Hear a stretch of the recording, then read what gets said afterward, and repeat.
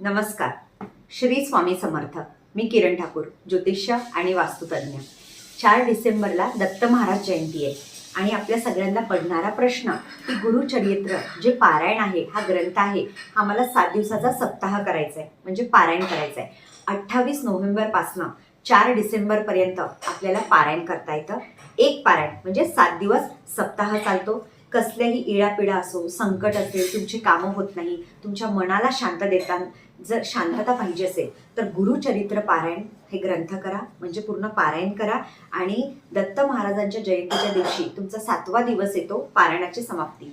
त्या दिवशी बेसनाचे तुम्ही लाडू करू शकता, गुळामध्ये दक्षिणा कोणाला देऊ शकता, या तुम्ही गरिबांना अन्नदान सुद्धा करू शकता. आणि हे पारायण करताना ब्रह्मचारी पालन करायचं आहे. सर्वात मेन, सकाळी जर करत असेल तर तोच टाइम ठेवा. 7 दिवस किती अध्याय वाचायचे अनुक्रमणिकामध्ये सगळं काही दिलेलं आहे. आणि मार्केट